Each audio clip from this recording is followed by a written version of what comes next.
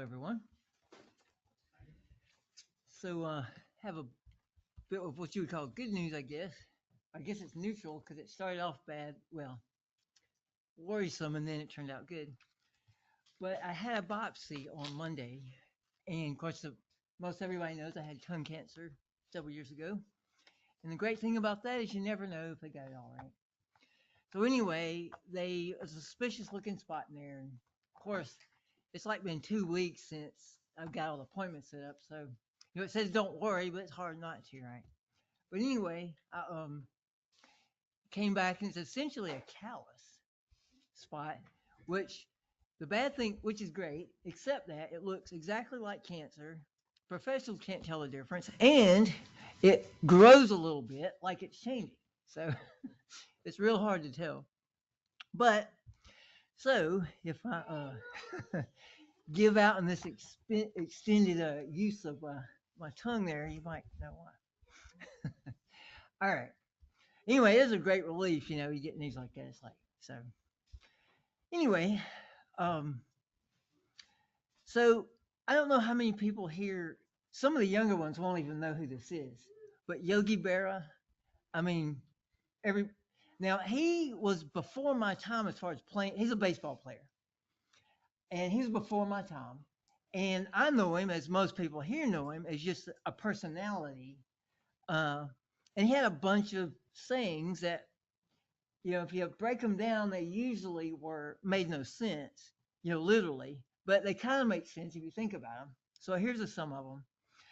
Uh, he had an Affleck commercial where he confused a duck by saying, it's good to get it because if you get hurt and miss work, it won't hurt to miss work. Some other things he said were, when you come to a fork in the road, take it. Another thing he said is, you can observe a lot by watching. Um, Baseball is 90% mental and the other half is physical. Always go to other people's funerals, otherwise they won't come to yours. And it's deja vu all over again. And there's a bunch more. I mean, it's kind of entertaining to look up some of his phrases there. So anyway, today, not a whole lot to do with what I'm talking about, but I will work it in a little bit.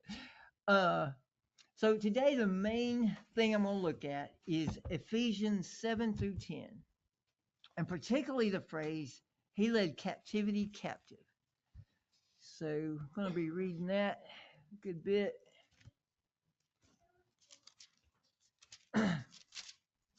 And I'll just say it's one of those phrases that doesn't seem to make sense at first pass, but to me it's easy to fairly able to nail it down exactly what they're talking about.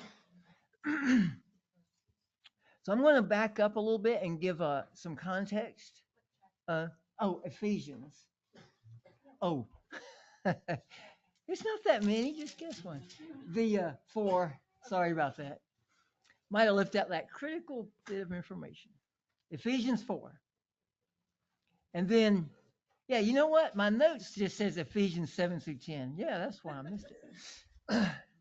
All right. Yeah, chapter 4, 7 through 10. And we'll start at the start of chapter 4 to give context to that passage.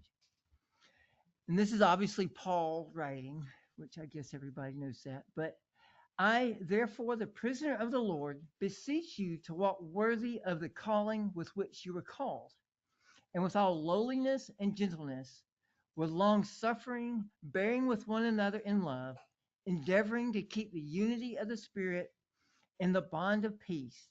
There is one body, one Spirit, just as you were called in one hope of your calling, one Lord, one faith, one baptism, one God and Father above, who is above all and through all in you all. But to each one of us, grace was given according to the measure of Christ's gift. So, kind of paraphrase what Paul is saying here. He's emphasizing unity within the church, and he says we're all one, but we're also all different due to the differences in grace and gifts. Or as Yogi Berra might have said, is we're all the same but different. All right, and then in verse 7, but to each one of us, grace was given according to the measure of Christ's gift, which therefore he says, when he ascended on high, he led captivity captive and gave gifts to men. Now, this, quote, he ascended, unquote, what does it mean? But that he also first descended into the lower parts of the earth. He who descended is also the one who ascended far above all heavens, that he might fill all things. And then before I read verse 11, just the context here is gifts God is giving to men. And he gave himself some to be apostles, prophets, evangelists, pastors, and teachers. All right, so that can be kind of a confusing passage. What does it mean? He led captivity captive, which is how the New King James renders it, which is what I quoted from, obviously. To be frank, that is not a valid phrase in our English. What does it mean? Led captivity captive. I mean, that just makes no sense, really. So one thing you can do when trying to answer a question like that is look at what other translations say to give you an idea of what other translators thought it meant. And I'll start with what the literal Greek says. And this is, they get their source from the regular King James. And it's just literally what this person's Greek thing says. And it's, wherefore he is saying, ascending into high, he captures captivity and gives gifts to humans. And before I go on, let me say, this is a quote of Psalms. So that's a big part of this, is that Paul is just quoting part of Psalms. He isn't trying to make some new big revelation with this phrase here. And we'll look at Psalm 68 in a few minutes. The English Standard Version phrases it this way. When he ascended on high, he led a host of captives and he gave gifts to men. In my opinion, that is the best translation of all the ones I've seen, is that he led a host of captives. But the translators really are somewhat at odds with each other on this, because I'm going to read some of the various different translations, and they're pretty wildly different. I mean, some of them. So the New English Translation says he captured captives. So that's a little different. He captured captives, like got some prisoners. The New Catholic Bible says he took prisoners into captivity. So that's the same connotation. And the new NIV, which is a little more common, a lot of us might have that, this basically the same concept. It says he took many captives. And so those have that connotation. Here's a couple of other connotations. The NRSV says he made captivity itself captive. And then some get way out there, and like the New Life Version says this: when Christ went up to heaven, he took those who were held with him, and he gave gifts to men. And God's Word translation says he took captive those who had captured us and gave gifts to men. And then the Worldwide English, nothing to do with our former association, when Christ went up to heaven, he took those he had won with him. So those last few, to me, are getting pretty far away from what the other translations said. And so I did read that some people, and I've got the reference here if anybody wants that, but in the unlikely event. But anyway, some people think when he says he led captives in his train, so that's one of the translations, or he led captivity captive, is that he went into Hades paradise and took out those that were captive there in the sense of being restricted to paradise and led them captive in a group up to heaven. That's what some people think. Um, and the Ryrie commentary, my Ryrie commentary says, the lower parts of the earth, regarding verse 9 says, it could mean that Christ descended into Hades between his death and resurrection, or but they feel like that's the unlikely interpretation. They just throw it in there, I guess, because some people think that. He goes, or more likely, of the earth is better understood as a appositional phrase, meaning that Christ descended at his birth into the lower parts of the universe, namely the earth. So some people believe that he led captivity captain, talking about Jesus going down into paradise between his death and resurrection and saving those people, or well, escort them, not save them because they're presumably saved already. So I haven't researched that theory. For one, I find it pretty outlandish, but I just imagine how they might have been boxed into a corner to come up with that. Verse 9 does say Jesus descended into the lower parts of the earth. So that part, it does say that. Jesus told the thief on the cross in Luke 23:43 that truly I tell you today, you will be in paradise. Of course, most of us believe that it didn't mean it was going to be that today, literally. Uh, and then Jesus in John 3:13 said, no one has ascended into heaven except he who's descended. So they can't have Moses and all those guys in heaven already because it's pretty clear that they aren't there, at least not at the time Jesus was talking about this. So to me, it's an explanation to, try to coordinate those verses. Well, and, maybe they also look at Luke 4:18, and it says, the Spirit of the Lord is upon me because he has anointed me to preach the gospel to the poor. He sent to heal the brokenhearted, to proclaim liberty to the captives, and that's the recovered sight to the blind, and to set at liberty as those who are oppressed. So anyway, there are a few points why I don't believe that. I think argue against that being an accurate theory. First of all, verse 9 is parenthetical. And really, I think the whole purpose of including that is just so it was Jesus, the one giving the original quote.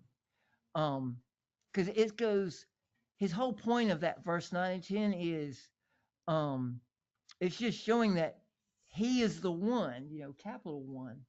So, so in context, the whole point of even doing that is to say it's verse 9. I will do a little side, digression here. So Paul's saying, now this, he ascended. What does it mean? But he also first ascended. Well, if you go by mathematical logic, that's incorrect. You do not have to descend before you can ascend.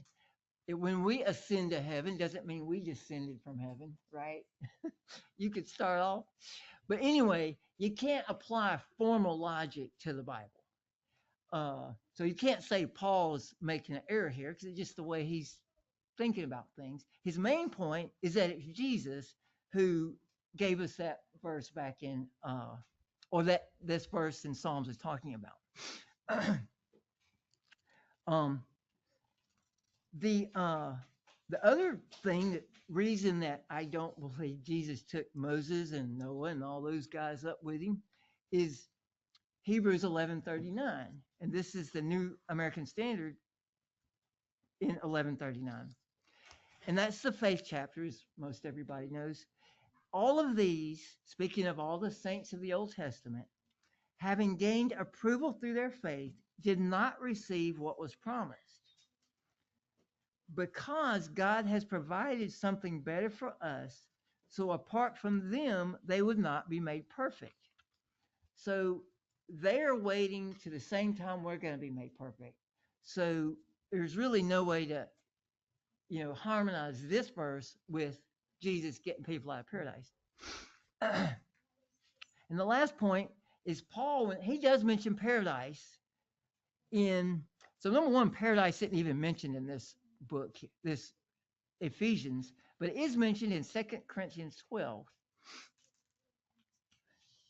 And starting in verse 2, I'll read some of this. It goes, I know a man in Christ who 14 years ago, whether in the body or whether out of the body, I don't know, was caught up to the third heaven, and how he was caught up into paradise and heard inexpressible words.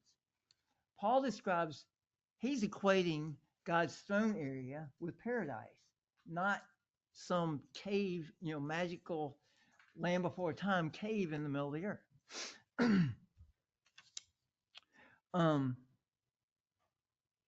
Anyway, earlier I said he led a host of captives as what I thought was the best translation. So now why do I think that? So let's go back to Psalm 68 and where it's quoting. And we can see that Psalm 68 is portraying God as a military leader. He's a general in Psalm 68. And he does two things. He's defeated the enemy, and he is providing for his own people the proceeds from that. And so just starting, it's a long chapter, so I'm not going to read all that much of it, but seems like a good bit though. All right, so it's starting in verse 1, Psalm 68. It says, may God arise, may his enemies be scattered, may those who hate him flee from his presence. As smoke is driven away, so drive them away. And but the righteous will be joyful, they will rejoice before the Lord. O God, when you went out before your people, when you marched through the wilderness, the earth shook, the heavens dropped, rain at the presence of God. It's just saying how powerful God's army is with him at the front. Down at verse 12. Kings of armies flee, they flee, and she who remains at home divides the spoil. So his enemies are fleeing. Verse 17, the chariots of God are 20,000, even thousands of thousands. Obviously a military context, this whole thing. And then this is the verse that Paul quotes here. You have ascended on high. You have led captivity captive. You have received gifts among men. And then I'll read a little more Psalms here. Even from the rebellious, that the Lord might dwell there. Blessed be the Lord, who daily loads us with benefits, the God of our salvation. But God will wound the head of his enemies. Skipping down. All right, so that's talking about a victorious general. He's bringing back the spoils of war.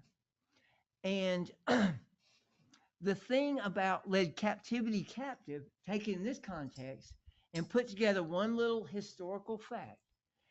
At that time, I don't think we did this. I can't think of any modern war we've done this.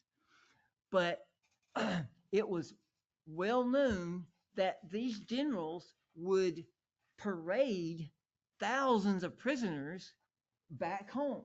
For one thing, to prove they won, to show how great they are. And I think probably make slaves out of all of them. But the Romans were very well known for doing that. Now, the Romans were much later in time, although that concept was well known to the readers. Obviously, Psalms was written way before Romans. The Romans were in charge of everything. But other, I looked it up, and it says other cultures did the same thing, the Egyptians and Assyrians. And the Bible even references that. in Isaiah uh, 20, verse 4. And it says, so the king of Assyria led away the Egyptians as prisoners and the Ethiopians as captive, young and old, naked and barefoot, with their buttocks uncovered. I forgot that part's in there. To the shame of Egypt. So, led captivity captive, although it doesn't make sense per se, it's talking about a victorious army with the captive army in tow, disarmed, in shackles, most likely. I mean, it's showing what a great victory. I mean, the whole point is what a magnificent victory. And then they bring the spoils that they've taken from the army and they are dispersing them among their people. So, and then even I have here 2 Corinthians 2:14, another thing that goes with this similar concept. It goes, but be thanks to God who always leads us captives in Christ's triumphal procession and uses us to spread the aroma of knowledge of him everywhere. Then I have Ephesians 7. But to each one of us, grace was given according to the measure of Christ's gift. And verse, back to Ephesians, it goes, therefore he says. So the whole point of quoting the Psalms was about the gifts. It really wasn't, it was like he was victorious, but it was also about the gifts. Because remember I read that first part of it? He's saying he's given us each a gift according to his grace. So when he quoted that, the fact that it was about captivity captive was just kind of like a context to his verse. That his main point is he gave gifts to men. So anyway, to me, if you try to read a whole lot into captivity captive, like he went down to paradise and took those people, you're really butchering the context of the whole thing. And it's really not that hard to understand once you look at the whole thing and history that it was a thing they did. And so that's my point.